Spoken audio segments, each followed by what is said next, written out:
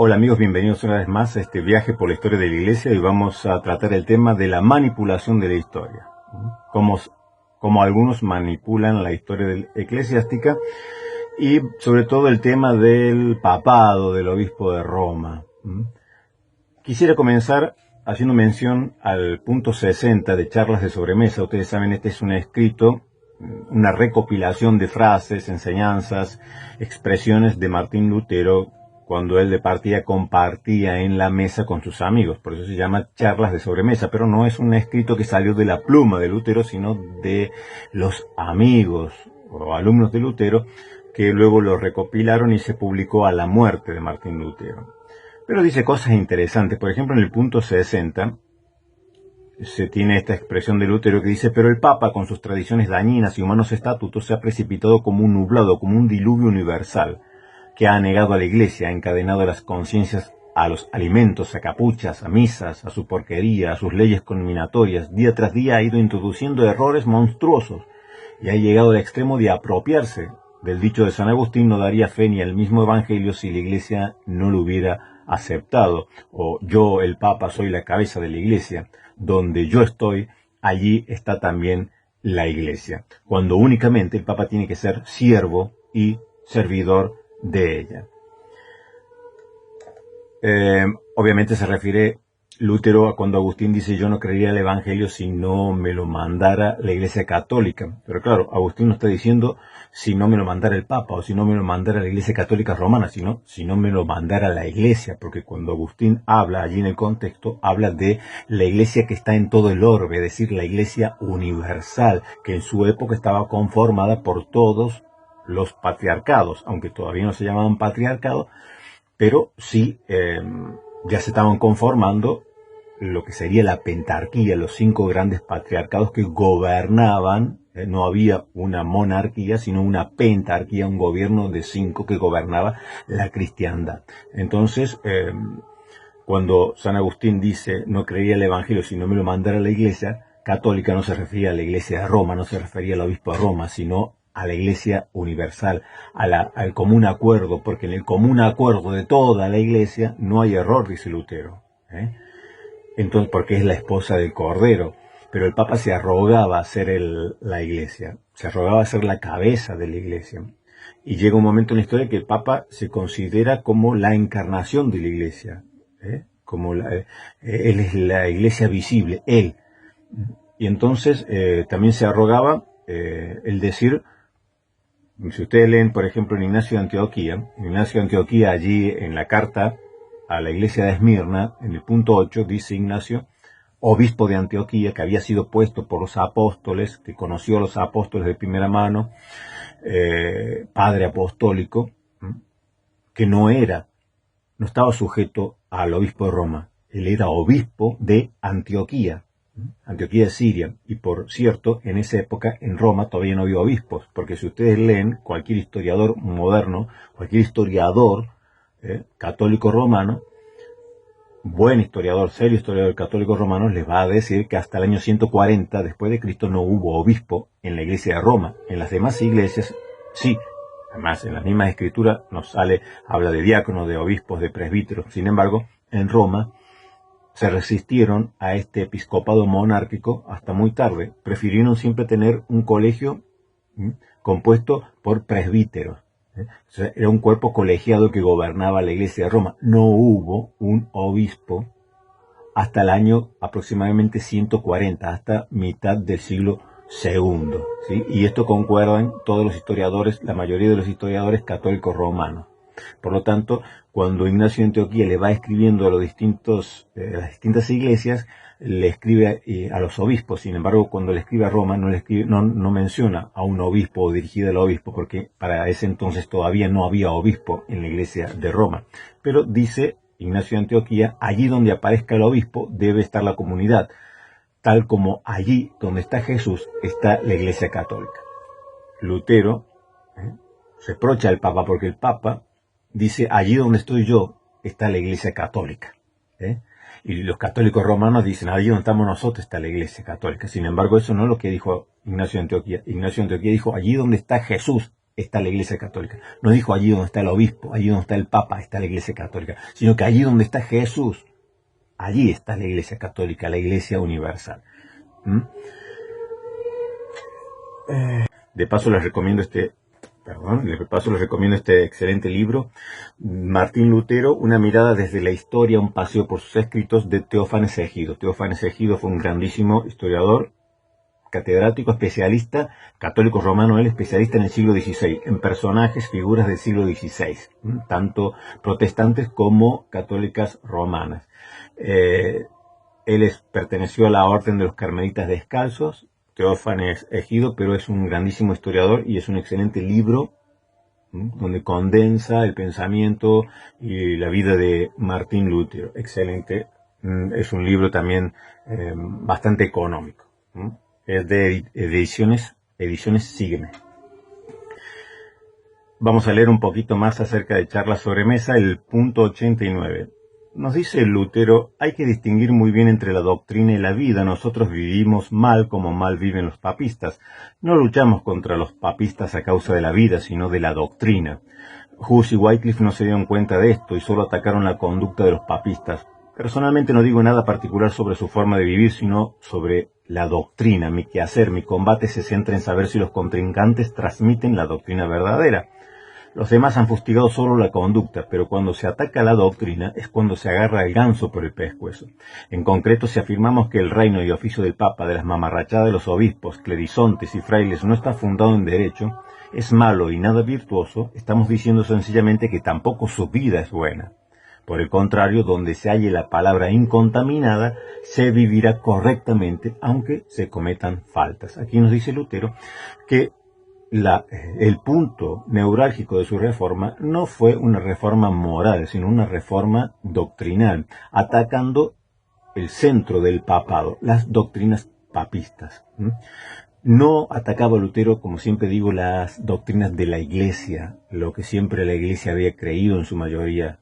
Lutero, al contrario, decía, volvamos a las fuentes, ad fontes, lo que todo en aquella época, tanto los humanistas como los demás inicios incipientes de reforma que hubo en todo este periodo, en esta transición de la Edad Media al Renacimiento, todos reclamaban un volver a las fuentes, quitar todas estas capas que siglo tras siglo el papado había puesto de cargas y de peso sobre los hombros de los hombres, que convertían al evangelio en algo pesado, en una carga, donde tenías que hacer esto, hacer lo otro, si ibas aquí, si contaban los días que se descontaba del purgatorio, corriendo para librarse del purgatorio ellos o las almas de los difuntos.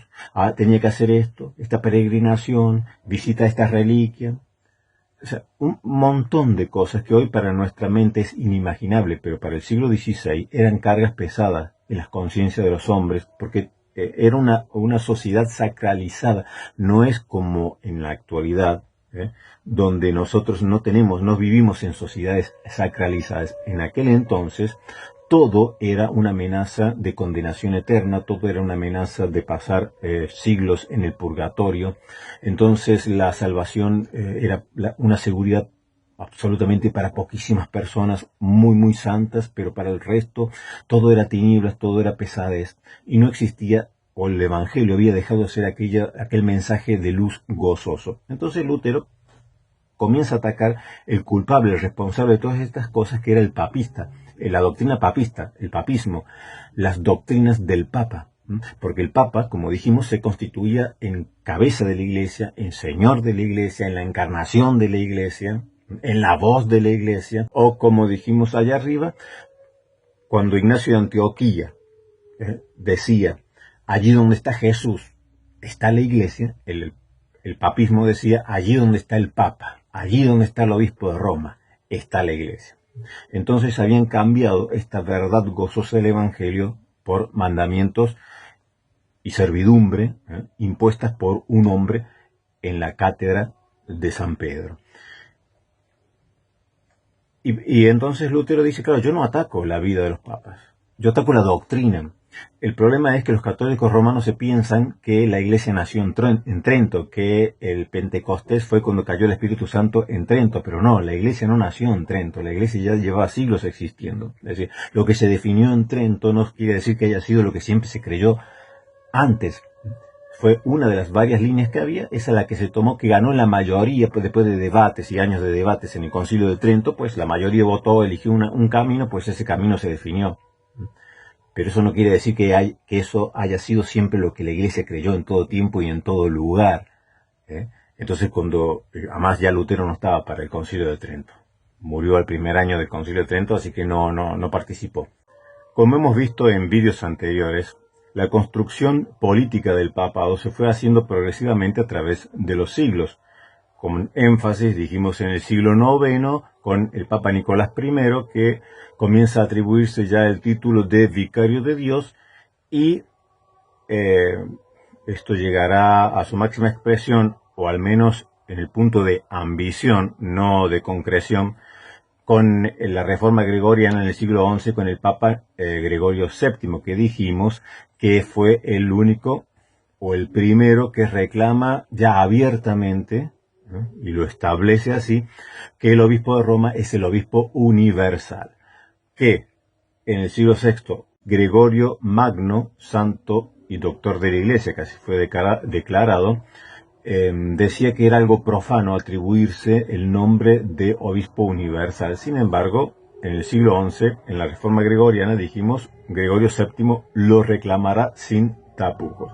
Entonces, dijimos, allí será una expresión, pero que se concretará más específicamente ya en el siglo XIII con Inocencio III, por ejemplo, el gran Papa Inocencio III, que tuvo sometido a reyes, a señores feudales y a toda la iglesia bajo su poder, y llegó a extender sus lazos hasta Oriente, porque en 1204, en la Cuarta Cruzada, los cruzados combaten, en vez de combatir el moro, combaten a los propios cristianos, allí tomando Constantinopla, saqueando Constantinopla, deponen al emperador, ponen a Balduino I, un emperador que estaba sometido al obispo de Roma, sacan al patriarca de Constantinopla y ponen a un obispo católico romano que le rinde sujeción al obispo de Roma. Esto no va a durar mucho, unos 60 años aproximadamente, luego se derrumba todo, y con Inocencio III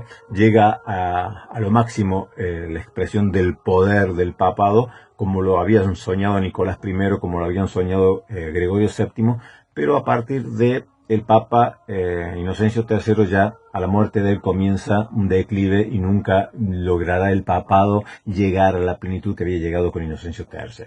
Pero el papado es siempre el problema. Las doctrinas papistas, como diría Lutero, siempre allí está el núcleo, allí radica todo, por la atribución del obispo de Roma de ser la cabeza visible de la Iglesia, de ser el vicario de Cristo, de ser el sumo pontífice, bueno, de ser la encarnación misma de la Iglesia. Ahora, para ir viendo cómo se fue moldeando esta historia, todo parte de la cuestión Pedro en Roma. La mayoría de los historiadores coinciden en que Pedro verdaderamente estuvo y sufrió el martirio en Roma. Es en vano discutir si estuvo o no estuvo.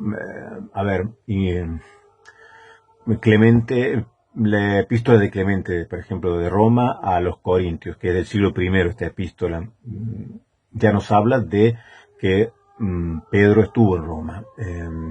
Eusebio de Cesarea también nos dice en su historia eclesiástica que Pedro estuvo en Roma. Ireneo de León también nos dice que Pedro y Pablo sufrieron el martirio, estuvieron en Roma. Por lo tanto, es en vano discutir.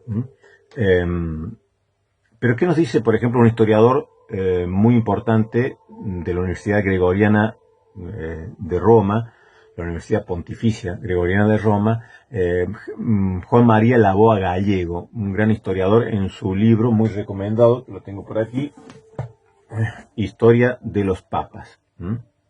Historia de los Papas. Nos dice que nada sabemos sobre cuándo y cómo Pedro desarrolló su misión en Roma. Es decir, no tenemos noticias de que Pedro estuvo en Roma. Los únicos testimonios que tenemos, todos nos dicen que Pedro sí estuvo en Roma, Además, nadie, ninguna otra ciudad reclamó nunca tener el sepulcro de Pedro. Únicamente lo reclamó Roma y nadie le discutió eso. Así que los historiadores se inclinan a decir, sí, si las únicas fuentes que tenemos nos dicen que estuvo, ¿para qué vamos a discutir? Estuvo. Ahora, esto es verdad lo que nos dice este gran historiador Laboa Gallego. Nada sabemos sobre cuándo y cómo desarrolló Pedro su misión en Roma. No se sabe nada. No tenemos ningún registro de lo que Pedro haya hecho en Roma.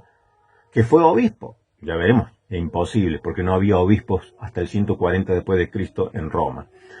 Pero tenemos, por ejemplo, otro historiador. Veremos al siguiente historiador, a Norbert Brox también, que fue profesor de historia de Iglesia Primitiva y patrología en la Universidad de Ratisbona, en su también excelente y recomendado libro Historia de la Iglesia Primitiva, que es de la editorial Herder. Norbert Brox es el autor, y en la página 136 y 138 de su libro Historia de la Iglesia Primitiva, que pertenece a la Biblioteca de Teología número 8 de la editorial Herder, dice: la afirmación de que Pedro había sido el primer obispo de Roma surgió en el siglo II, con unas motivaciones dogmáticas. Sabemos sí con gran seguridad que Pedro estuvo en Roma y que allí murió mártir, pero nada sabemos sobre su actividad en la capital, ni sobre su papel en la comunidad romana. Otro historiador que nos afirma que Pedro estuvo en Roma, pero ¿qué hizo allí? No hay ningún registro, no se sabe absolutamente nada de cuál fue su actividad. Y dice que esto de que Pedro fue el primer papa, Pedro fue el primer obispo de Roma, surgió, es una invención del siglo II, que tiene fines dogmáticos, pero no hay registros históricos que avalen tal cosa. Dice, y nos sigue diciendo este historiador que dijimos, Norbert Brox, dice que fuera su obispo está excluido, ya que por la historia del ministerio episcopal monárquico consta con toda certeza que hasta aproximadamente el 140 después de Cristo en Roma, como en otras iglesias regionales, no hubo obispos únicos, sino siempre un colegio episcopal. No hay duda de que en Occidente el episcopado monárquico apareció más tarde aún que en Oriente. Otro catedrático, historiador, especialista en iglesia primitiva, en patrología, nos dice que hasta el año 140 aproximadamente no hubo obispo en Roma.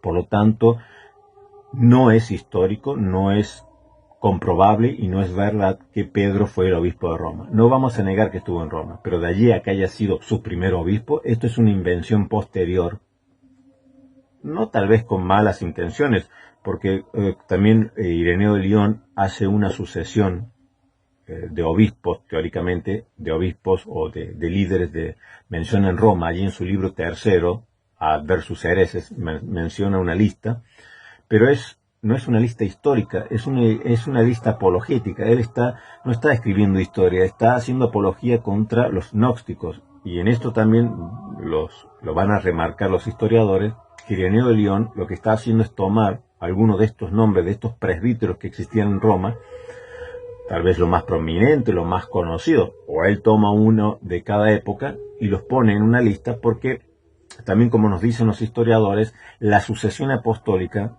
y el canon son dos caras de la misma moneda. Entonces, como les interesaba mucho en aquella época defender el canon ortodoxo, es decir, rechazar los libros gnósticos que querían ponerlos como parte de la escritura inspirada, entonces, ¿cómo hacías para refrendar a los libros que la Iglesia decía que eran canónicos? Pues por medio de la sucesión apostólica, por medio de aquellas iglesias que habían sido fundadas por los apóstoles y que tenían gran autoridad. Entonces los libros que eran aceptados por ellas eran los libros que tenían que tenerse en cuenta. Por lo tanto, la sucesión apostólica y el canon de la escritura son dos caras de la misma moneda. Cuando el canon queda cerrado, ya no tiene importancia la sucesión apostólica, porque para Ireneo de Lyon lo que quiere refrendar con esta sucesión apostólica no es la autoridad del obispo de Roma. Lo que él quiere sustentar con esta lista es la autoridad de la escritura sagrada, de los libros canónicos que la Iglesia estaba reconociendo como inspirados por Dios. Entonces, No hay episcopado monárquico en Roma hasta el año 140. Pedro estuvo en Roma, sí, pero nada se sabe qué hizo allí y cuál fue su ministerio allí. Esta es la iglesia primitiva, es la de los mártires, es la de los concilios, pero es a la que los protestantes no quieren pertenecer. Y peor, se quieren robar el nombre. Se robaron el nombre de iglesia, se robaron el nombre de cristianos, se quieren robar el nombre de católicos. No hacen más que robar, se robaron las escrituras.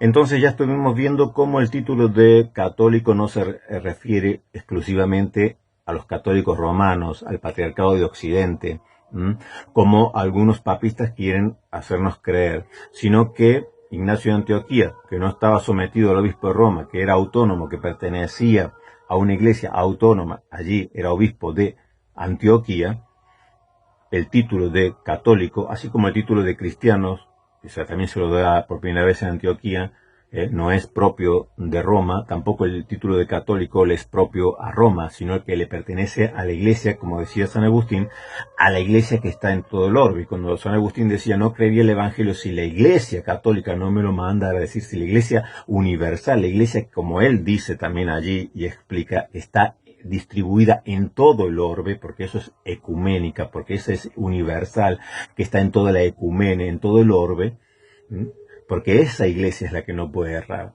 Toda la iglesia, no un magisterio particular. El de Roma es un magisterio particular, como estaba el magisterio de Antioquía, donde estaba Ignacio de Antioquía, como estaba el ministerio de Alejandría, como estaba el ministerio de Jerusalén, o sea, los magisterios de estas iglesias, como luego estaría el magisterio de Constantinopla, es decir, pero todos estos magisterios son parte de esa iglesia universal. No son el todo, son solo una parte de esa iglesia universal, de esa iglesia católica a la cual hacía referencia Ignacio de Antioquía, a la cual hacía referencia San Agustín, pero luego el Papa se arrogó que él era la representación exclusiva y única de la iglesia católica, que él era la representación única del cuerpo de Cristo, que era la cabeza visible del cuerpo de Cristo. Y contra esas doctrinas papistas es contra lo cual lucha Lutero.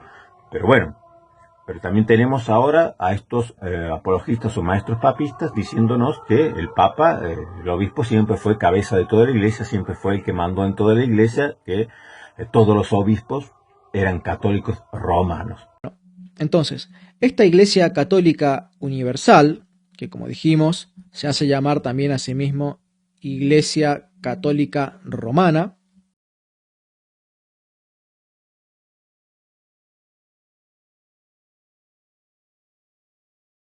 la Iglesia Católica Apostólica Romana es la única novia de Cristo.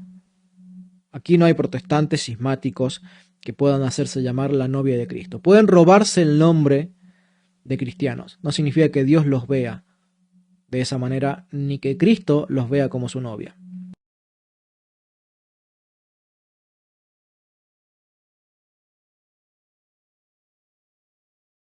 O sea, esto me hizo mucha gracia, ¿no? Cuando lo escucho decir, por ejemplo, este maestro católico romano diciendo que en los concilios, por ejemplo, dice, él habla del concilio allí de Constantinopla, ¿no es cierto? Donde dijimos en el 381, que es el segundo concilio ecuménico, que es el primer concilio de Constantinopla. El Santo Concilio de Nicea, conformado por 318 obispos, paréntesis, católicos, apostólicos y romanos.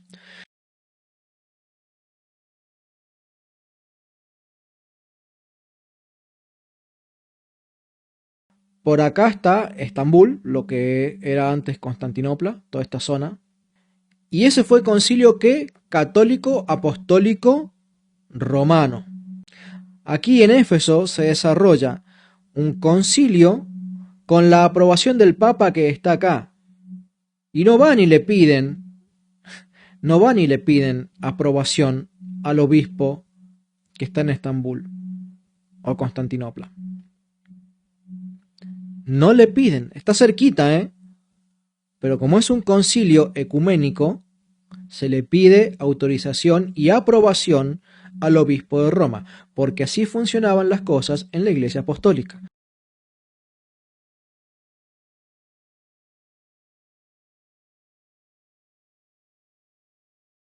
Todos los obispos eran católicos romanos. O sea, sí, eran romanos porque pertenecían al Imperio Romano, pero no eran romanos porque estaban sujetos al obispo de Roma. Y eran romanos los que tenían ciudadanía romana, como la tenía Pablo en su tiempo. No todos tenían la ciudadanía romana, aunque estuvieran dentro del Imperio Romano.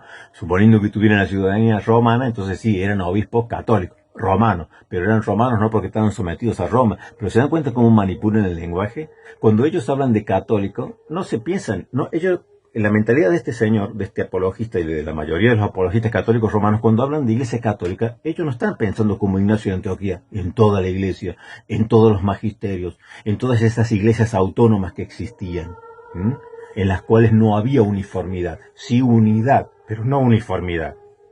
Sin embargo, en estos católicos, cuando ellos piensan iglesia católica, piensan en la iglesia católica de Roma.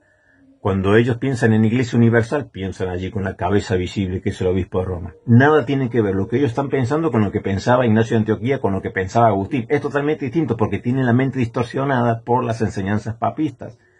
Porque cuando tú estudias en la iglesia, te vas a dar cuenta que Ignacio de Antioquía no tenía en la mente al obispo de Roma, no tenía en la mente a la iglesia exclusivamente de Roma. Y que en los concilios, dice, todos los obispos eran romanos. Mentira.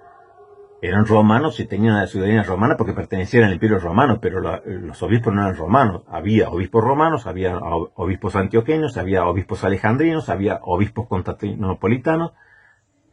Por eso era la Iglesia Universal y por eso los concilios eran ecuménicos, universales. Cuando solamente habrá obispos romanos será cuando a partir de 1054 se produce el cisma, Roma abandona los otros 4 patriarcados y entonces comienza a hacer sus propios concilios. Ya no tiene nada que ver, ya no está representada toda la cristiandad, solamente la facción romana. Eso sí, serán todos obispos romanos, o los que están en el Concilio Vaticano II, los que han estado en el Concilio Vaticano I, esos serán todos obispos romanos, católicos romanos. Pero en los 7 primeros concilios ecuménicos, los que se denominan verdaderamente ecuménicos, que participaron obispos de todos lados, mentira que eran católicos romanos, eran católicos, pero no romanos. O sea, es una burrada. O es directamente ya con maldad, ¿no? Porque son muy manipuladores del lenguaje. Cuando hablan de católicos, y un padre de la iglesia habla de la iglesia católica, no se está refiriendo a la iglesia católica romana bajo la sujeción del obispo de Roma, ¿no? Está hablando pensando en todos los patriarcados, en todos los obispos, en toda la iglesia universal. El católico romano no piensa eso, Pero veamos ahora qué nos dice el sacerdote. Otro libro también muy bueno, este es un sacerdote y también historiador, Schatz Klaus, El primado del Papa, su historia desde los orígenes hasta nuestros días, es de la colección Presencia Teológica de la editorial Sal Terrae, es de 1996. Repito, es el historiador Schatz, es el apellido Klaus. El título del libro, El primado del Papa, su historia desde los orígenes hasta nuestros días. En la página 24 a la 38 nos dice, hablando de Pedro, podemos seguir preguntando, tras la muerte de Pedro, ¿pensaba acaso la iglesia primitiva que sus poderes habían sido transferidos al obispo de Roma y que el jefe de la comunidad de Roma era el sucesor de Pedro, roca de la iglesia y depositario de la promesa de Mateo 16-18? La pregunta así planteada deberá ser respondida negativamente. Entonces, si nos preguntamos, dice este historiador que aparte es sacerdote católico romano, dice, tras la muerte de Pedro, ¿pensaba acaso la iglesia primitiva que sus poderes, o sea, los poderes de Pedro, habían sido transferidos al obispo de Roma y que el jefe de la comunidad de Roma era el sucesor de Pedro? La respuesta tiene que ser, dice, negativa. Sigue diciendo este historiador, si se le hubiera preguntado a un cristiano del año 100, 200 o 300 si el obispo de Roma era cabeza suprema de todos los cristianos, si existía un obispo supremo que estuviera por encima de los otros obispos y que tuviera la última palabra en cuestiones que afectaran a toda la iglesia, con toda seguridad habría respondido negativamente. Repito, si se le hubiera preguntado a un cristiano del año 100, 200 o 300 si el obispo de Roma era la cabeza suprema de todos los cristianos, que estaba sobre todos los demás obispos y que tuviera la última palabra, dice, con toda seguridad, ese cristiano del primer siglo, del segundo siglo, del tercer siglo, hubiese respondido que no, que no, que los poderes de Pedro no se le habían transmitido al obispo de Roma, que el obispo de Roma no era cabeza de toda la iglesia, que el obispo de Roma no era el obispo que tenía jurisdicción universal sobre toda la iglesia. La respuesta hubiera sido no. De allí, cuando Pedro se va a Roma, entonces la cátedra queda fijada en Roma.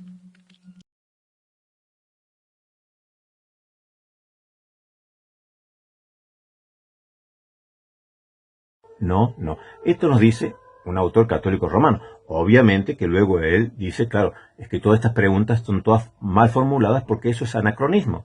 Y es lo que muchos católicos romanos no entienden. Ellos tienen lo que se decretó allí en el Concilio Vaticano I acerca de la primacía del obispo de Roma, de la supremacía de jurisdicción del obispo de Roma, y se piensa que eso fue lo que siempre la iglesia creyó. Que eso desde el primer momento, ya que Pedro nombra al obispo de Roma como su sucesor exclusivo, y que eso fue siempre así. Entonces este historiador dice, eso es anacrónico. Hay que empezar a estudiar, y él te va a mostrar lo mismo que yo creo, lo mismo que yo enseño, que el papado es una construcción. Que este dogma que se proclamó en el 1870 de la primacía del obispo de Roma o de la jurisdicción universal del obispo de Roma, no es un dogma apostólico, un dogma que estuvo allí desde el principio, sino que es una construcción. Él puede decir que es una construcción eclesiástica, yo diría es una construcción más bien político-eclesiástica. Pero no es algo que existió desde el comienzo, porque como él mismo dice, si tú le preguntaras a un cristiano del primer siglo, todas estas cosas que dice la constitución dogmática, pastor eterno, te diría, no, no existe tal cosa. Entonces aquí, el papista, el apologista católico romano papista, se encuentra con un grave problema porque no puede demostrar que en el siglo I, en el siglo II, en el siglo III, se tenía la conciencia de que el obispo de Roma fuese un obispo universal.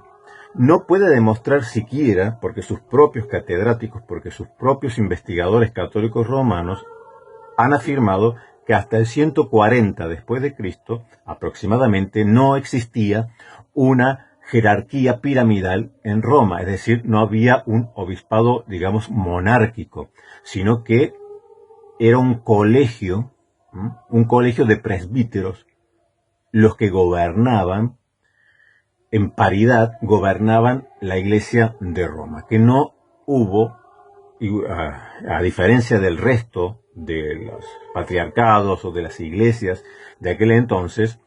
Recordemos que patriarcado es un título que viene mucho después, esto es a partir del siglo V, porque patriarca era un título que le correspondía únicamente al representante de los judíos.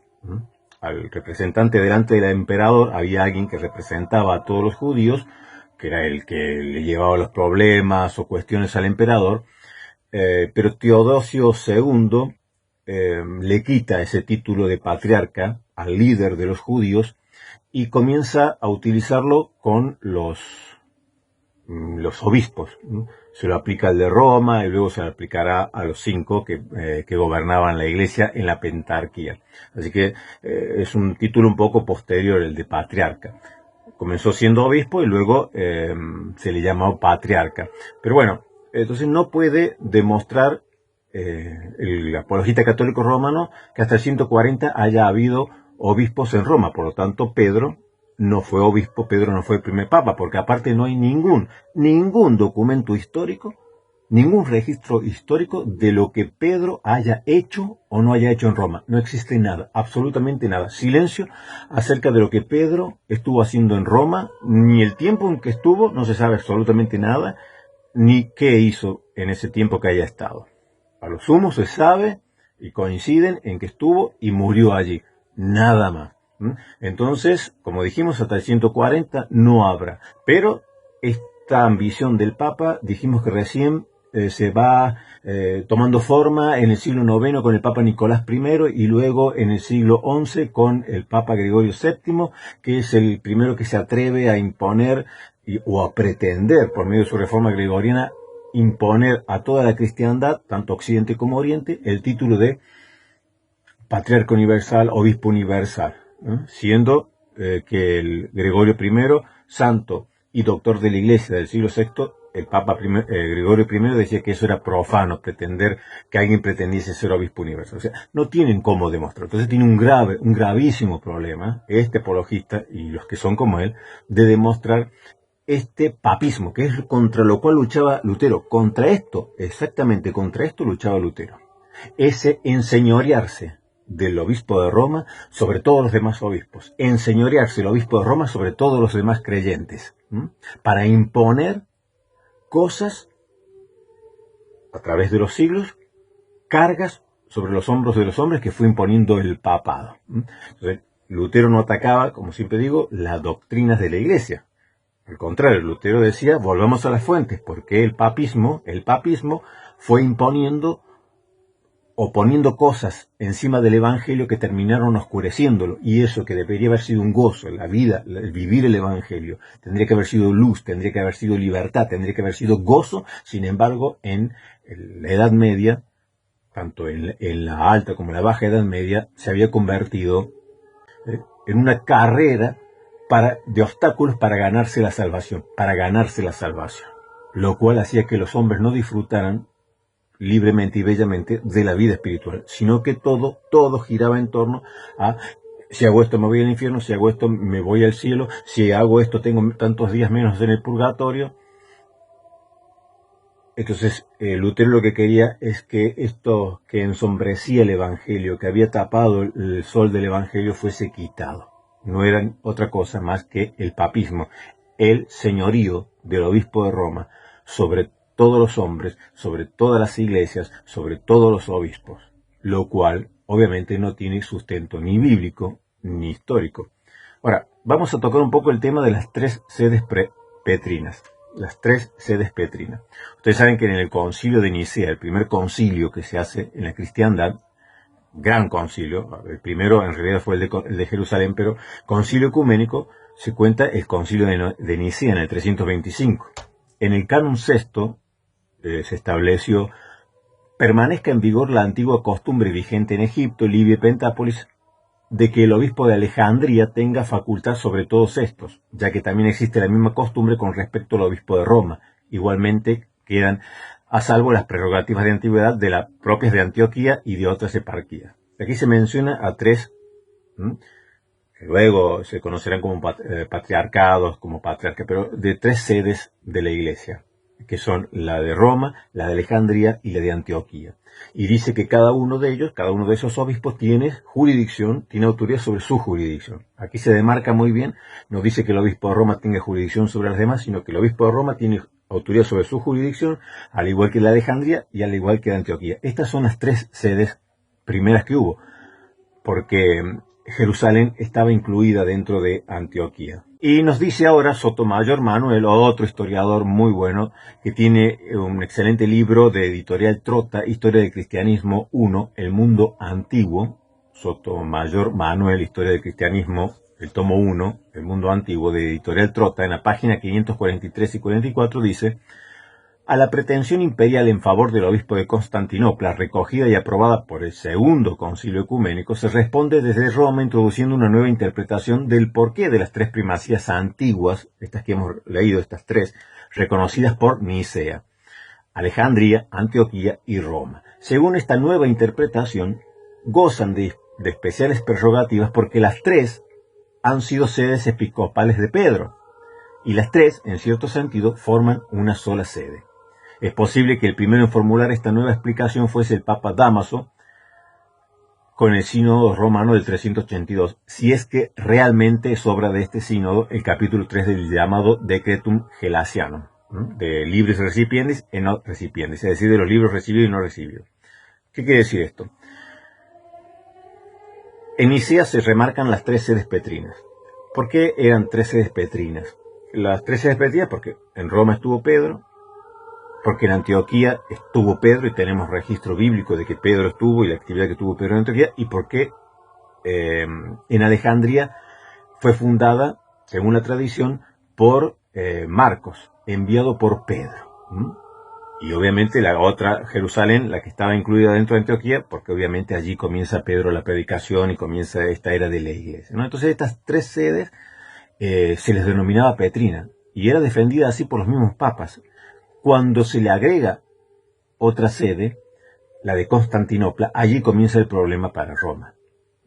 Cuando ya en el segundo concilio ecuménico, que es el concilio de Constantinopla en el 381, ya se establece que es Constantinopla una sede patriarcal, entonces esto ya comienza a afectar a Roma. Y luego vamos a ver también que en el cuarto concilio, el de Calcedonia, se establece que la dignidad del obispo o el patriarca de Constantinopla es igual que la de Roma, porque ahora Constantinopla es la segunda Roma. Entonces ahí es cuando estalla todo, porque es el testimonio histórico de que tenemos de que el obispo de Roma y el obispo de Constantinopla, según los concilios ecuménicos, eran iguales, simplemente que el de Roma tenía una preeminencia de dignidad, no de autoridad, de dignidad, un primer puesto de dignidad, no de autoridad, simplemente porque la Roma de Occidente era la primera Roma, entonces tenía el primer lugar. La segunda Roma, Constantinopla, había venido después, pero tenían igual autoridad. Entonces, claro, esto comienzan a atacarlo los papas, y a decir, no, que las sedes petrinas son, la cátedra es una, pero las sedes están en estas tres. Recuerden ustedes que Constantinopla, no hay ningún testimonio de eso, pero sin embargo Constantinopla se atribuye la fundación de la iglesia de Constantinopla, se la atribuye al hermano Andrés, al hermano de Pedro. Y así los 5 patriarcados verán ustedes que reclaman para sí la cátedra de Pedro. Jerusalén, obviamente, porque allí estuvo Pedro; Antioquía, porque allí nos dice la escritura que estuvo Pedro; luego Roma, porque allí también estuvo Pedro; luego Alejandría, porque fue fundada la iglesia de Alejandría por el discípulo de Pedro, por Marcos, que fue enviado por Pedro; y Constantinopla, que fue fundada por el hermano de Pedro, Andrés. ¿Por qué era tan importante tener una conexión para estos patriarcados con Pedro? Precisamente porque cada uno reclamaba tener en sí la cátedra de Pedro. ¿Vieron que siempre nos dicen católico sí, romano no? Bueno, este documento nos habla de que la iglesia primitiva a sí misma se llamaba la iglesia católica, la iglesia universal, y a su vez se llamaba a sí misma la iglesia romana.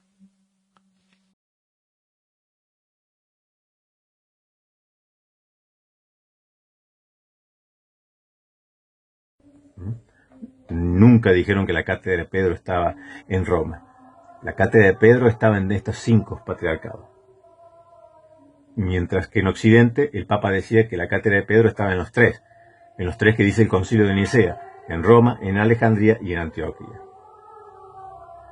Ahora es interesante lo que nos dice este apologista papista, porque él dice en este vídeo que él presenta un documento que destruye los, no sé qué, de allí las ideas protestantes. Y lo más curioso y gracioso de todo es que para destruir al protestantismo presenta un documento que está escrito por un papa, ¿no? O sea, si nosotros no somos papistas, es decir, si me presentaras un documento histórico válido, bueno, yo te diría, bueno, podemos, ¿no?, intercambiar opiniones, pero si para destruir el protestantismo me vas a presentar el escrito de un papa, es como si tú me quisieses demostrar, decir, yo te voy a demostrar con un documento histórico que el Papa es infalible, y me traes pues la Constitución dogmática del Pastor Eterno, donde el Papa dice que es infalible. ¿Por qué? Porque lo dice el Papa.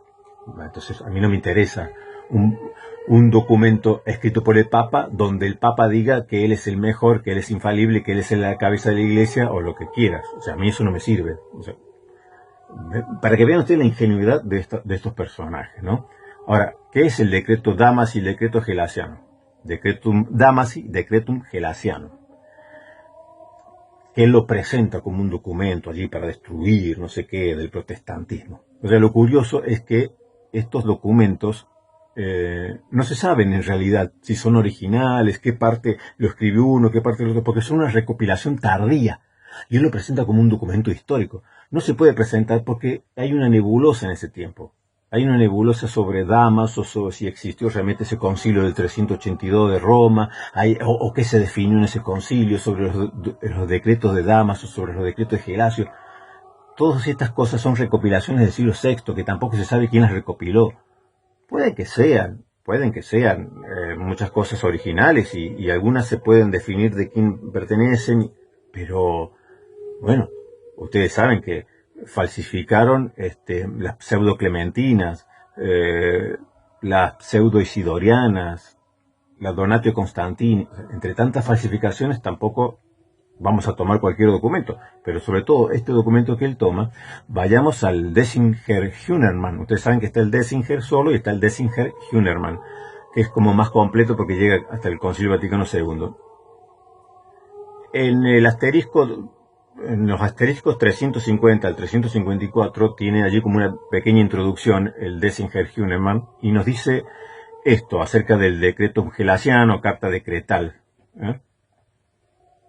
Dice así el Dessinger: todas o algunas partes de la colección de documentos son atribuidas por la tradición a Damaso I, lo que es el Decretum Damasi, o a Gelasio I, lo que es el Decretum Gelasianum.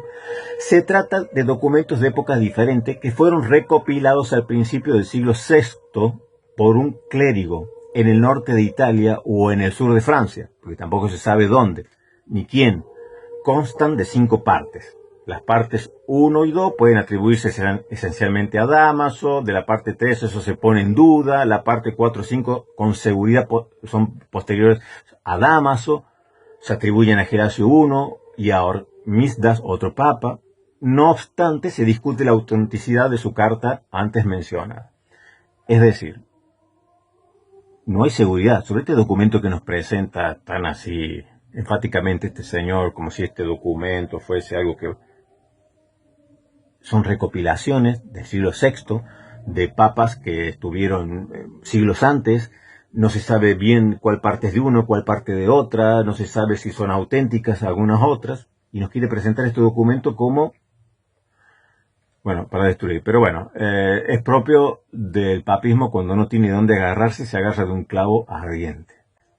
Y aquí entonces se le añade otro problema al papista, aparte de los que ya hemos mencionado, y es que hay un interrogante, hay una nebulosa en cuanto a estos decretos. Ustedes recuerden que vimos recién a un historiador católico romano, Sotomayor, Manuel, con Historia del Cristianismo del tomo 1, El Mundo Antiguo, de Editorial Trota, donde él dice, por ejemplo, hay una página 543 al 44, que lo leímos recién, cuando el Papa Damaso habla acerca de estas 3 sedes, donde estaba la cátedra de Pedro, dice... es posible que el primero en formular esta nueva explicación acerca de estas 3 sedes petrinas fuese el Papa Damaso, con el sínodo romano del 382. Si es que realmente es obra de ese sínodo el capítulo 3 del llamado Decretum Gelasianum de Libris Recipiendis et non Recipiendis, es decir, de los libros recibidos y no recibidos. Es decir, ni siquiera están convencidos, están seguros de que estos decretos realmente le pertenezcan a quien dicen, porque son recopilaciones del siglo VI. Entonces, luego, este muchacho nos quiere presentar estos decretum Damasi y el Decretum Gelasianum, bueno, como algo que destruye el protestantismo, porque allí figura en la lista de libros recomendados y no recomendados, por así decirlo. Pero ni siquiera se sabe a quién se le debe atribuir, ni siquiera se sabe realmente si el concilio, este supuesto sínodo de Roma del 382, ni siquiera se sabe qué parte le puede pertenecer a Gelasio, a Damaso o a otro papa como Hormisdas. Entonces allí, bueno, no es verdaderamente un documento en el cual nosotros podamos aceptarlo como válido, porque todavía hay muchas sombras acerca de su autenticidad, aunque muchas cosas sean probables. Sin embargo, el mismo Dessinger nos da pruebas de que no están seguros de qué parte corresponde a quién, y que además es una recopilación tardía del siglo VI. Ahora, vamos a ver qué dice Sotomayor Manuel, también en el mismo libro que mencioné recién, en el tomo 1, Historia del Cristianismo, El Mundo Antiguo, Editorial Trota. Estamos en la página 543 a 544. Hablando de las 3 sedes petrinas, recordemos, Antioquía, Roma y Alejandría. El más convencido defensor de estas tres sedes petrinas, o hasta sede única de Pedro, como dijimos, compartida por las tres ciudades, es sin duda el Papa Gregorio Magno. Las expresiones por él usadas no son en manera alguna meras fórmulas de cortesía ni puras maniobras tácticas, sino clara manifestación de una doctrina ya tradicional en Roma, sobre todo cuando se trata de oponerse a ciertas pretensiones del obispo de Constantinopla. Se dirige el Papa Gregorio Magno, Gregorio I, así a Eulogio, patriarca de Alejandría, en el año 597. Papa Gregorio Magno del siglo VI. No sé si había dicho yo del siglo V anteriormente, pero es del siglo VI. Dice Gregorio I, me habla de la cátedra de Pedro, uno que se sienta en ella. Se le está hablando al patriarca de Alejandría y le dice al patriarca de Alejandría, me habla de la cátedra de Pedro, uno que se sienta en ella. O sea, diciéndole al patriarca de Alejandría que él se sentaba también en la cátedra de Pedro. Aunque hay muchos apóstoles, en el Principado solamente ostenta su autoridad la sede del príncipe de los apóstoles, que es de uno solo en 3 lugares. Es lo que yo le decía. Estos papas, ya que Damaso y el Papa Gregorio Magno, ellos defendían, cuando ven que empieza a surgir Constantinopla allí, haciéndole la competencia al obispo de Roma, ellos defienden lo que en el concilio de Nicea se había mencionado, 3 sedes petrinas, o 3 sedes, patriarcales. Y ellos decían, la cátedra de Pedro es una, pero está en 3 sedes. Esto defendían al principio los papas, ¿no? Porque él mismo sublimó la sede en la que se dignó fijarse y terminar su vida presente. Él decoró la sede a la que envió a su discípulo evangelista, la Alejandría. Él mismo consolidó la sede que ocupó durante 7 años, aunque para partir después, se refiere a Antioquía de Siria. Por tanto, siendo una sola sede y de uno solo, en la que ahora presiden por autoridad divina 3 obispos, es decir, el obispo de Roma, el obispo de Alejandría y el obispo de Antioquía, cuanto de bueno oigo de vosotros, a mí me lo atribuyo, y si algo bueno creéis saber en mí, imputadlo a vuestros méritos, porque somos una sola cosa.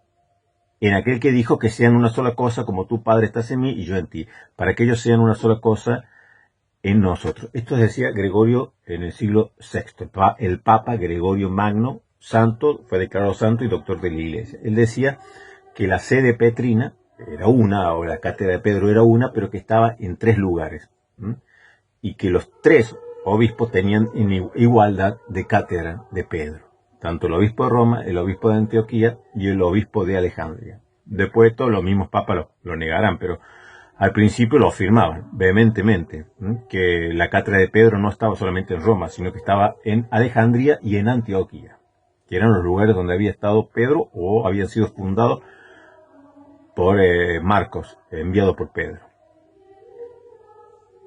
Otro de los disparates que dice este apologista papista es que todos los obispos en los concilios, que según él todos los obispos eran católicos romanos, es un disparate, porque los obispos no eran católicos romanos, eran católicos, pero había católicos romanos, católicos antioqueños, católicos alejandrinos, católicos constantinopolitanos, y había jerosolimitanos, o sea, romanos eran porque eran del Imperio Romano, pero no eran porque estaban sujetos al obispo de Roma, como manipulan el lenguaje para a los inductos hacerles tropezar, ¿no? Y hacerles creer que realmente todos los obispos eran católicos romanos, como si todos estuvieran en el concilio de Constantinopla, o en el de Nicea primero, en el segundo concilio, que es el de Constantinopla, o en el tercer concilio de Éfeso, en el cuarto concilio de Calcedonia, todos los obispos eran romanos. No, eran católicos, pero no romanos. Solo unos cuantos eran romanos.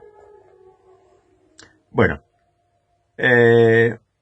vamos a leer unas palabras de San Teodoro de Estudión, San Teodoro Estudión, que es del siglo IX, del año 826, cuando le escribe al emperador para defender la pentarquía, los patriarcados que gobiernan a la cristiandad. ¿Qué dice San Teodoro de Estudión en el año 826?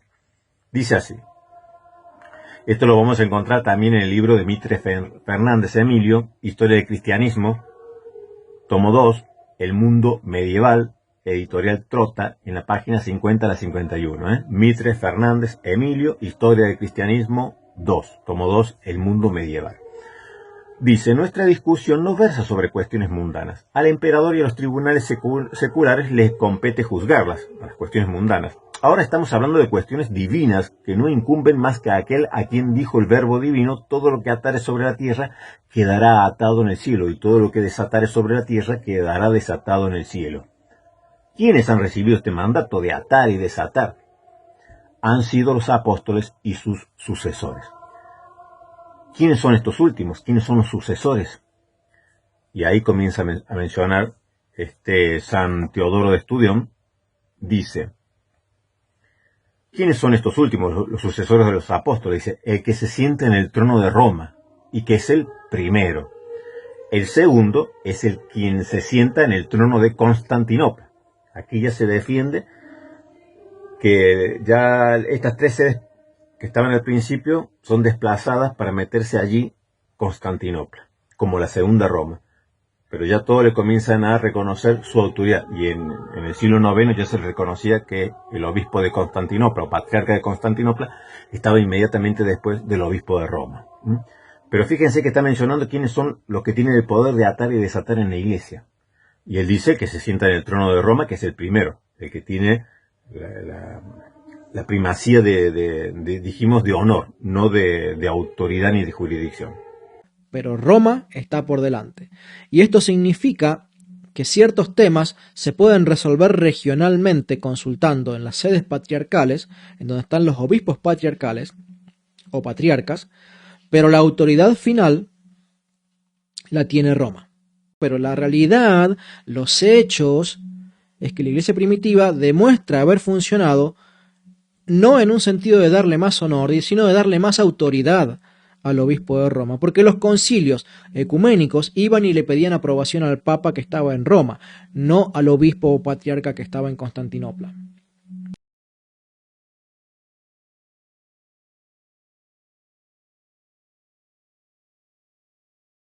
Dice que todos tenían que pedirle el consentimiento en los concilios al papa para aprobarse un dogma. Mentira. Aquí está lo que en realidad se creía. ¿Quiénes son los que tienen autoridad para fallar sobre los dogmas divinos? Los 5 patriarcas de los 5 grandes patriarcados de la pentarquía que gobernaban a la iglesia. No había una monarquía, sino una pentarquía.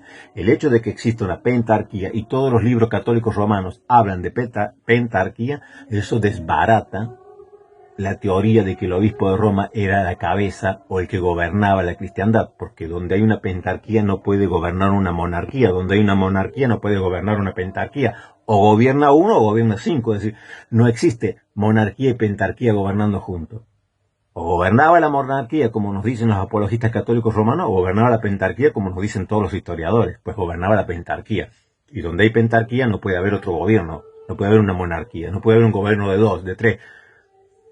Si está diciendo que había una pentarquía, era porque gobernaban los 5, no gobernaba uno. Y aquí los mencionan. Ellos son los que tienen autoridad, ellos, estos 5, para fallar sobre los dogmas divinos. El emperador y las autoridades civiles están obligados a prestar su apoyo y a confirmar lo que ellos decidan. Para que veamos, ya por último, que esto es así, en el cuarto concilio, que es el concilio de Calcedonia, en el 451, esto lo vamos a leer del historiador católico romano Laboa, Juan María Laboa, que dijimos que es el que tiene Historia de los Papas, pues en este mismo libro, Historia de los Papas, porque está la editorial La Esfera de los Libros, y también aquí en Argentina la editorial El Ateneo, que lo publica. En este Historia de los Papas, este catedrático de la Universidad Gregoriana de Roma, Juan María Laboa Gallego, en la página 74 y 75, nos narra qué pasó en el concilio de Calcedonia. Recuerden que en el concilio anterior, en el 431, en el concilio de Éfeso, se había condenado a Nestorio.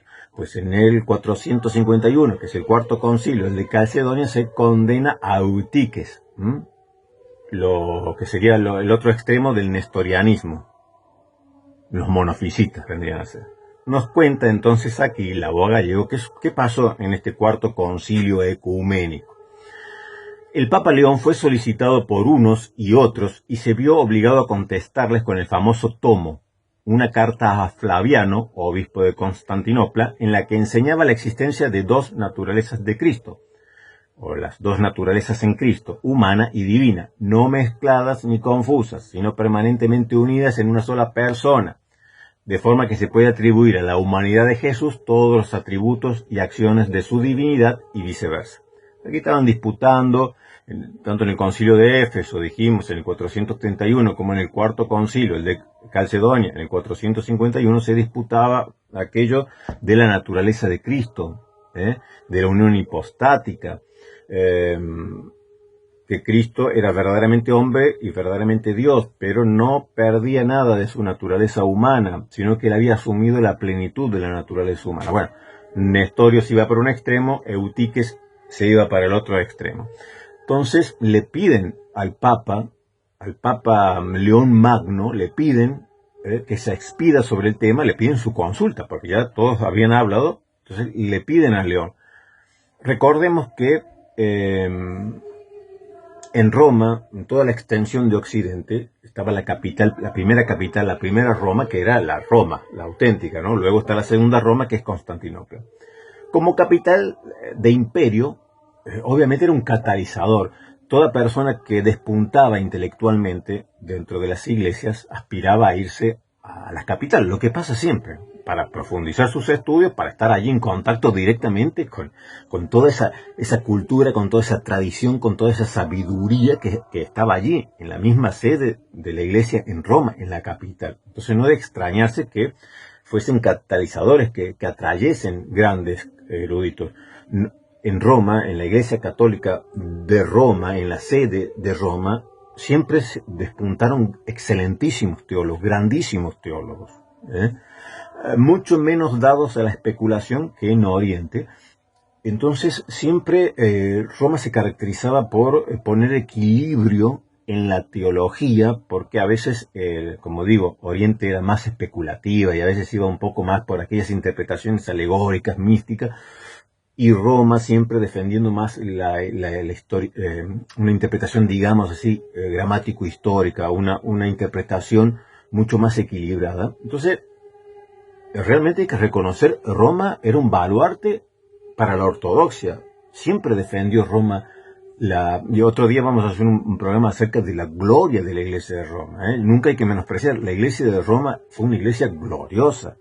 O sea, Roma se caracterizó porque allí tuvo hombres de gran virtud, mártires, tuvo grandísimos teólogos que defendieron la ortodoxia. Entonces, le piden al Papa León Magno que se expida, y él le escribe una carta a Flaviano, patriarca de Constantinopla, que se conoce como esto, ¿no? El tomo Flaviano.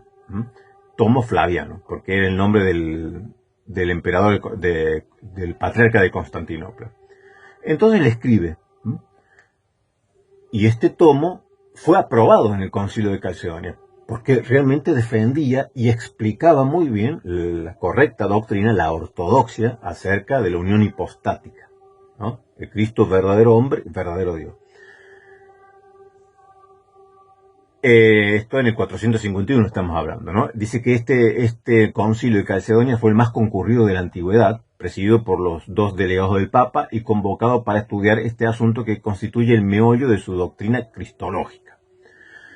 Recordemos que en estos 7 concilios primero ecuménicos nunca estuvo el Papa. Estaba el emperador, que era lo que importaba, pero no estaba el Papa, estaban los delegados papales. No hacía falta que estuvieran, el Papa podía enviar a sus delegados. Entonces, cuando se es aprobado este tomo Flaviano, esta carta de este tomo enviado por el Papa León, todos aclaman y dicen: Pedro ha hablado por boca de León, ¿no? Porque todos estaban realmente muy contentos y realmente reconocían que lo que había enviado el Papa León era ortodoxia pura. Dice allí la abogado Gallego, este historiador católico romano, que aclamaron los obispos diciendo: Pedro ha hablado por boca de León. Se nos despertaron los monjes. Y nos dice el abogado gallego, este historiador católico romano, pero esta afirmación, aunque declaraba la apostolicidad de la sede episcopal romana, no significó necesariamente que el concilio aceptase lo dicho simplemente porque había hablado el Papa, sino probablemente porque consideraron que lo que había enseñado el Papa era la verdad. ¿Qué nos dice este historiador católico romano? El concilio se pone de pie, aplaude y aclama lo que el Papa León Magno había enviado, porque era pura ortodoxia, pero dice, no lo aceptaron porque le enviaba el Papa, no lo consideraron verdad porque lo enviaba el Papa, sino que lo aceptaron porque era verdad, porque lo que estaba enseñando, estaban todos de acuerdo que eso era la forma correcta de expresar la ortodoxia. Es decir, no es que lo aceptaron, bueno, lo manda el Papa, lo aceptamos y aclamamos que ha hablado Pedro. No, lo aceptaron porque reconocieron que eso era verdad. Si no hubiera sido verdad, se lo mandaban de vuelta, de una patada, pero reconocieron que era verdaderamente conforme a la cátedra de Pedro. Porque dice, aquí nos continúa diciendo este historiador, de hecho, poco después, y esto no te lo van a contar los apologistas católicos romanos, los apologistas católicos romanos llegan hasta esta parte donde dicen y aclaman diciendo Pedro ha hablado por boca del Papa León. Pero dice este historiador, de hecho, poco después, en el mismo concilio, se confirmó el canon 28 del concilio de Calcedonia, que será un dolor de cabeza perpetuo para el Papa. Según el cual, en este canon 28 del concilio de Calcedonia, se estableció que el obispo o patriarca de Roma, de Constantinopla, ocupaba el mismo rango de dignidad inmediatamente después del obispo de Roma, porque Constantinopla era la segunda Roma. Esto fue la bomba, esto fue un golpe durísimo para el papado. O sea, los mismos que aclamaron diciendo, Pedro ha hablado por boca del Papa León, inmediatamente dicen, pero espérate, porque el obispo de Constantinopla tiene tu mismo rango y honor. ¿Por qué? Porque Constantinopla es la segunda Roma. Y eso es lo que más le dolió al Papa. Los papas no aceptaron esto. Para que vean, este católico romano papista nos dice que los concilios le pedían la autorización, le consultaban al Papa, o le pedían al Papa la aprobación. El Papa nunca aprobó esta parte.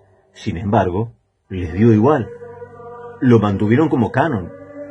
O sea, no lo quitaron porque el Papa no estaba de acuerdo con esto que se estableció en el canon 28 del concilio de Calcedonia. Los papas no estuvieron de acuerdo. Sin embargo, los otros dijeron, pues te las tendrás que aguantar porque nosotros sí estamos de acuerdo. ¿Qué decía este canon 28 del concilio de Calcedonia? Que el patriarca de Constantinopla era igual al de Roma. El de Roma mantenía siempre una primacía de honor, no de autoridad, pero el de Constantinopla estaba ahí al lado, igual que el de Roma. Y lo que más le dolió a los papas es que dijese porque Constantinopla es la segunda Roma, lo cual venía a decir que el Papa tenía una primacía no por una cuestión eclesiástica, no por una cuestión espiritual, no por una cuestión especial del Espíritu Santo, sino porque el Papa de Roma es la primera Roma, por lo tanto, al ser primera Roma, va primero. La segunda Roma es Constantinopla, así que el obispo de Constantinopla va segundo. Nada más. Mientras los papas de Roma decían, no, pero nuestro cargo, nuestra posición, no es porque Roma sea la capital del imperio, sino porque Pedro nos ha legado aquí su autoridad. Y los otros dijeron, no. Es simplemente por una cuestión política, porque Constantino había establecido que el rango de dignidad de un obispo debía corresponderse con el rango de dignidad de la ciudad en la cual era obispo. Por lo tanto, si el obispo de Roma tenía que corresponder, la jerarquía del obispo de Roma tenía que corresponderse con la jerarquía de la ciudad en la cual era obispo, capital del imperio. La gran capital del imperio de Roma, por lo tanto el obispo de Roma tenía la máxima jerarquía. Pero cuando Constantino funda otra ciudad, Constantinopla, y se muda allí, y es la segunda Roma, entonces el obispo de esa Constantinopla tenía que tener un rango que se correspondiese al rango de ciudad. Ahora Constantinopla era la capital del imperio, por lo tanto, él tenía la misma, el obispo de Constantinopla tenía la misma jerarquía que el obispo de Roma. Eso fue una patada al hígado, el canon 28 del Concilio de Calcedonia. Por esto, porque aclara que esto no es por una cuestión espiritual, no es por una cuestión que Jesucristo lo estableció así, es una cuestión política.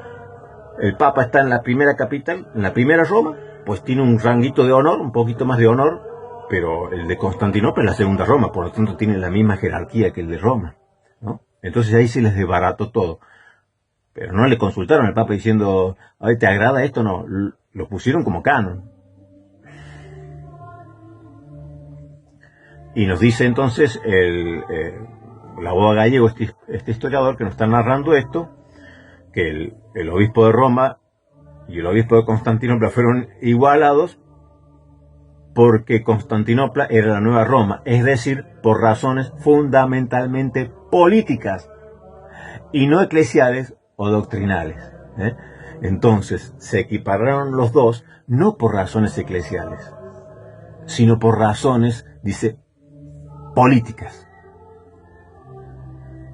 Entonces lo que le estaban diciendo al obispo de Roma, tú eres primero por una cuestión política y este segundo por una cuestión política. No nos venga con cuestiones espirituales, no nos venga con cuestiones doctrinales, no nos vengan con misterios de Pedro y de Jesucristo. Esto es por una cuestión meramente política. Y así quedó establecido en el concilio de Calcedonia. El mismo concilio que había aclamado a León es el mismo concilio que le dice, sí, pero aquí tenemos al obispo de Constantinopla o al patriarca de Constantinopla que es igual a ti. Y esto lo confirma otro historiador. Por último, también otro clásico, ¿no? Esta es Historia de los Concilios Ecuménicos de Alberigo Giuseppe, ¿no? Giuseppe Alberigo, un clásico, este libro Historia de los Concilios Ecuménicos de editorial Sígueme, en la página 93-94, nos dice, en efecto, la posición primacial de Roma es considerada como fruto de su papel de capital del imperio. Del mismo modo, la nueva Roma tenía que gozar de los mismos privilegios, aunque en segundo orden detrás de la antigua Roma, ya que también ella ha sido honrada con la presencia del emperador y del senado. Es verdad que las razones aducidas en apoyo de los privilegios constantinopolitanos ignoraban totalmente la legitimación apostólica y minaban de hecho la doctrina petrina, promovida especialmente por los papas del siglo V, porque en realidad tiraba por tierra todas las pretensiones papales, y de manera peculiar por el mismo León, ese mismo León que había sido aclamado en el concilio. De esta manera quedaban asentadas las premisas de los futuros conflictos entre las dos sedes, que contribuirán junto con otros motivos al cisma entre ambas partes de la cristiandad. Recordemos el cisma entre Roma y los otros 4 patriarcados de Oriente, o de lo que se dice en las iglesias ortodoxas y la iglesia católica de Roma. La raíz es allí. Allí comienza, en el concilio, en el cuarto concilio ecuménico, en el concilio de Calcedonia, con el canon 28, donde se equipara el obispo o patriarca de Constantinopla y lo ponen al mismo nivel de autoridad que el de Roma. Allí comienza el conflicto porque fue una patada al hígado que le dieron.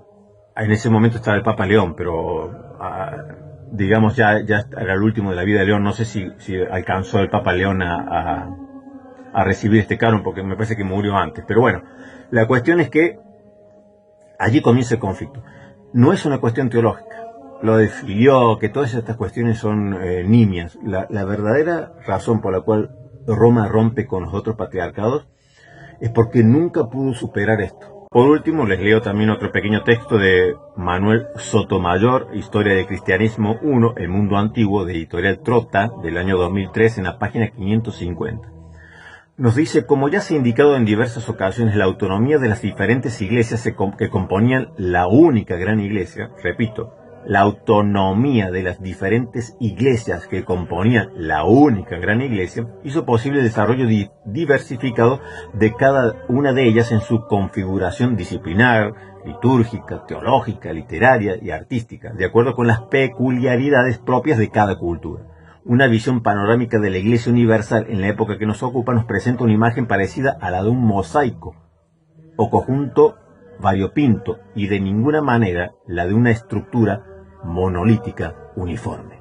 ¿qué nos está diciendo este historiador católico romano en Historia del Cristianismo, tomo 1, El Mundo Antiguo, de Editorial Trota? Nos está diciendo que en esta época que hemos estado tratando, lo que encontramos en la iglesia no es uniformidad, no hay uniformidad en la iglesia, sino diversidad, un mosaico, dice, un conjunto variopinto, y de ninguna manera nos presenta o encontramos una estructura monolítica uniforme, como nos quieren presentar estos apologistas católicos papistas que nos hablan de un papa que está allí ejerciendo el control sobre toda la cristiandad, que todos los obispos están sujetos a él, que todos los concilios están sujetos al Papa de Roma, que todas las decisiones disciplinares, todas las decisiones eclesiásticas se tienen que consultar con el Papa, y que todo lo que se establece como dogma o como tradición, todo tiene que ser por medio de la boca del Papa. Esto es lo que atacaba Lutero, lo que se denomina papismo. Papismo, cuando quitas el lugar del Espíritu Santo en la iglesia y lo pones al Papa, cuando quitas el lugar de Cristo en la iglesia y lo pones al Papa como cabeza, como jefe único, como si todo girase en torno de él, como si él fuese la autoridad suprema de la iglesia, cuando quitas las escrituras y pones ahí en su lugar al Papa. Esto es papismo. Contra esto luchó Lutero, porque termina degenerando, deformando a la iglesia, y no vamos a encontrar esto en los primeros siglos. En los primeros siglos siempre vamos a encontrar no uniformidad, sino variedad, diversidad, pero unidad dentro de todas las luchas, unidad en medio de esa diferencia, diversidad o disparidad a veces de opiniones y de creencias mismas, porque dentro de la misma iglesia siempre hubo a veces posturas y miradas totalmente distintas. Pero bueno, jamás lo que nos presentan estos apologistas católicos papistas, donde el Papa es, digamos, la autoridad suprema de la iglesia. Nosotros no lo creemos así, porque la historia misma nos demuestra que nunca fue así. Que el Señor nos bendiga y nos reencontramos en el próximo viaje por la historia de la iglesia.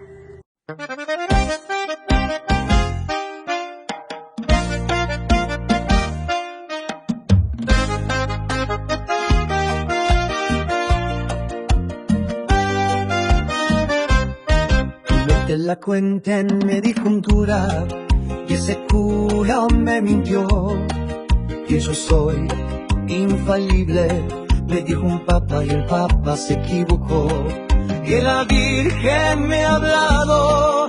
Me dijo un pastorcito después de bailar el sol, y todos siguieron ciegos, el sol no les alumbró.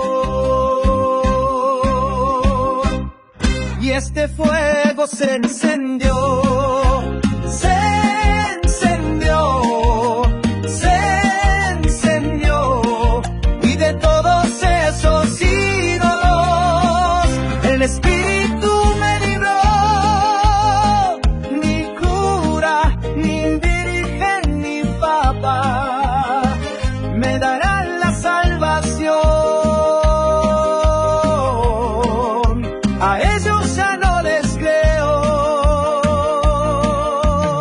aunque me baile el sol.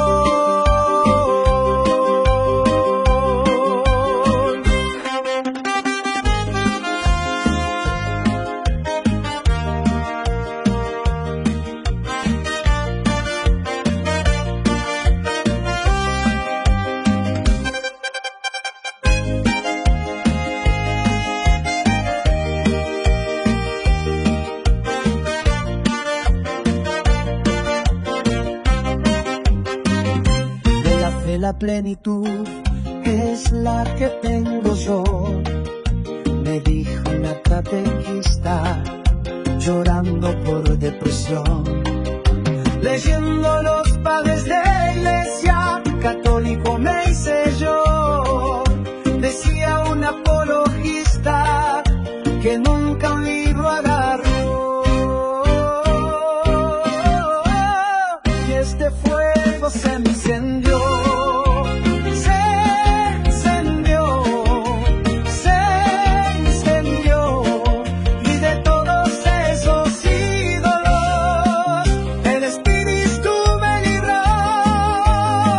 Ni cura, ni virgen, ni papa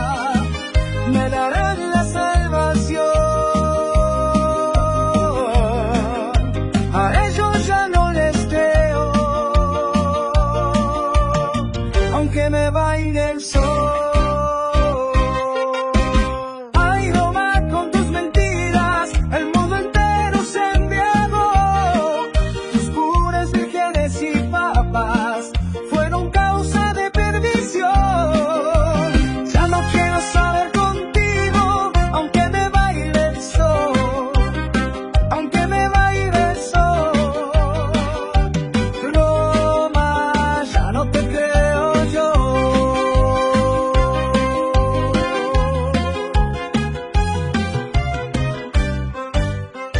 Y este fuego se encendió con... ¿Quién? Con diarios de avivamientos.